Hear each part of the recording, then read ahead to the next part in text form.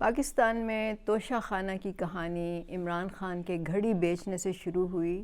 اور اب وہ اس حد تک اس مقام پر پہنچی ہے کہ حکومت نے تمام جو پچھلے 20 سال کا توشہ خانہ کا ریکارڈ تھا وہ پبلک کر دیا ہے، اور اس سے یہ پتہ چل رہا ہے کہ اس حمام میں سب ننگے ہیں، کسی نے توشہ خانہ کو نہیں چھوڑا۔ اچھا، اس پہ عمران خان کے جو سپورٹرز تھے وہ تو ان کو ڈیفینڈ کر رہے تھے، یہ کہہ رہے تھے کہ یہ قانونی طور پہ انہوں نے کیا ہے اور انہوں نے کون سا غلط کام کیا ہے وغیرہ وغیرہ۔ لیکن اب شاہد خاقان عباسی کا جو کہ مسلم لیگ نون کے ایک لیڈر ہیں، وزیر اعظم بھی رہ چکے ہیں، ان کا ایک بہت ہی انٹرسٹنگ بیان سامنے آیا ہے جو میں سمجھتی ہوں کہ مضحکہ خیز ہے۔ اس پہ ہنسا جائے یا رویا جائے یا غصہ کیا جائے معلوم نہیں، لیکن انہوں نے کیا کہا ہے؟ انہوں نے یہ کہا ہے کہ توشہ خانہ میں جو بھی ان کو گفٹ ملتے ہیں وہ ان کی اس بندے کی جس کو وہ ملا ہوتا ہے اس کی ذاتی ملکیت ہوتے ہیں، اس کی ذاتی اس کا ثوابدید ہے کہ وہ ان کو کس طرح سے استعمال کرے، رکھے وغیرہ وغیرہ۔ اب یہ بات لاجیکلی مجھے سمجھ نہیں آتی۔ دیکھیں، اگر آپ جا رہے ہیں،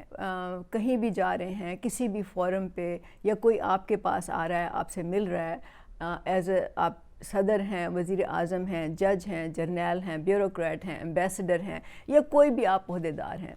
آپ ان کو ایک سرکاری حیثیت میں مل رہے ہیں، آپ ان کو وہاں پہ ریاست پاکستان کو ریپرزینٹ کر رہے ہیں، اور جو چیزیں آپ کو مل رہی ہیں، جو تحفے مل رہے ہیں، وہ آپ کے نہیں ہیں، وہ ریاست پاکستان کی ملکیت ہیں۔ اور یہ بات سب لوگوں کو بالکل واضح ہونی چاہیے، اور یہ جو بیانات آ رہے ہیں ان سے بالکل دھوکہ نہیں کھانا چاہیے، گمراہ نہیں ہونا چاہیے، کیونکہ اگر یہ لوگ اپنی ذاتی حیثیت میں کہیں گئے ہوتے تو کیا ان کو اس طرح کے گفٹ ملتے؟ ہاں، اگر ملتے تو پھر ہم سمجھتے کہ ٹھیک ہے، وہ ان کی ذاتی ملکیت ہے، لیکن جب یہ ریاست پاکستان کو ریپرزینٹ کر رہے ہیں، جو بھی ان کو چیز ملتی ہے، یہ معاہدہ کرتے ہیں، یہ کسی سے ملتے ہیں، یہ جو ڈیلز بناتے ہیں، یہ ذاتی حیثیت میں نہیں کرتے، یہ ریاست پاکستان کے نمائندے، ریپرزینٹیٹیو، ایک اہم عہدیدار کی حیثیت سے کرتے ہیں۔ تو یہ شاہد خاقان عباسی کی بالکل غلط بیانی ہے، اور میں اس سے بالکل متفق نہیں ہوں۔ اچھا، میں اس سے پہلے میں یہ کہوں گی کہ چلیں، اگر ان کو یہ سمجھتے ہیں کہ ان کو ذاتی حیثیت میں گفٹ ملے ہیں، تو پھر جب یہ گفٹ دیتے ہیں، ظاہر ہے کہ دیتے بھی تو ہیں نا، اس کا بھی ریکارڈ موجود ہے کہ جب ہمارے لوگ جو ہیں، ہمارے عہدیدار جو ہیں، ریاست پاکستان کے نمائندے کسی بھی حیثیت سے کہیں بھی جاتے ہیں یا کسی سے ملتے ہیں، تو یہ ان کو بھی گفٹ دیتے ہیں، اور ان کو بہت ایکسپینسو گفٹ دیتے ہیں، تو یہ پھر اپنے پیسوں سے دیں، اپنے جو ان کے خزانے ہیں، جو انہوں نے اربوں خربوں روپے اکٹھے کر کے رکھے ہوئے ہیں، یہ وہاں سے نکال کے دینا پیسہ، یہ گفٹ وہاں اس پیسے سے خرید کے دیں۔ اس وقت کیوں یہ پاکستان کے خزانے کو استعمال کرتے ہیں؟ اس وقت کیوں یہ پبلک منی کو اور ٹیکس کے پیسوں کو استعمال کرتے ہیں؟ یہ کوئی ان سے پوچھنے والا نہیں ہے۔ تو یہ آپ کو سوچنا چاہیے، کیونکہ اگر یہ کہہ رہے ہیں کہ مجھے یہ ذاتی حیثیت میں ملا ہے، تو بھئی جب آپ نے دیے وہ آپ نے پیسے کہاں سے لیے؟ وہ کس پیسوں سے آپ نے گفٹ لے کے دیے لوگوں کو؟ تو یہ بات ہے۔ اچھا، اس کے بعد انہوں نے جو بات کہی وہ یہ کہی کہ توشہ خانہ میں کوئی چیز آتی ہے تو توشہ خانہ جو ادارہ ہے وہ اس کی قیمت متعین کرتا ہے، اور پھر جس بندے کو وہ تحفہ ملا ہوتا ہے وہ اس کی ثوابدید ہے کہ وہ قیمت دے کے اور وہ تحفہ جو ہے خود رکھ لے۔ اب مجھے یہ بتائیں کہ توشہ خانہ کا قانون کس نے بنایا؟ کیا انہی لوگوں نے نہیں بنایا؟ تو اگر یہ 1 ملین کی جو چیز ہوتی ہے اس پہ چند ہزار اس کی قیمت متعین کر دیں، اور یہ چند ہزار لے کے وہ چیز اپنے پاس رکھ لیں، اپنے گھر میں رکھ لیں، یا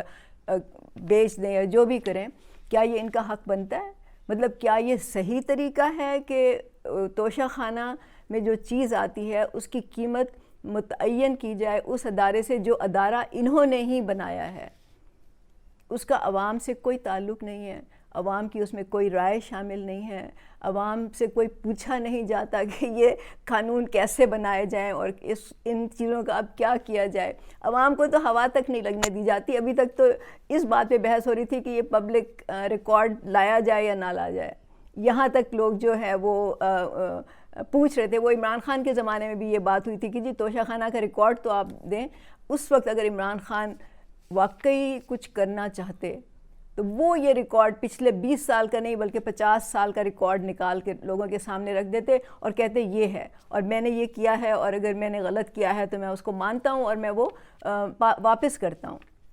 یا جو بھی جس طرح بھی وہ اس کا مداوع کرنا چاہے. لیکن انہوں نے بھی یہ نہیں کیا نا، وہ بھی اسی قانون کے ساتھ رہے، انہوں نے بھی اسی بہتی گنگا میں ہاتھ دھوئے، انہوں نے بھی اسی قانون کا فائدہ اٹھایا.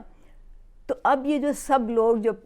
آ رہے ہیں اور اپنا اپنا دفاع کر رہے ہیں اور تعویلیں پیش کر رہے ہیں اور دلیل دے رہے ہیں اور ایکسپلینیشنز دے رہے ہیں، میرے خیال میں یہ صرف وہ چور کی داڑھی میں تنکا ہوتا ہے، یا وہ ہے، یا یہ لوگوں کو بیوقوف بنا رہے ہیں،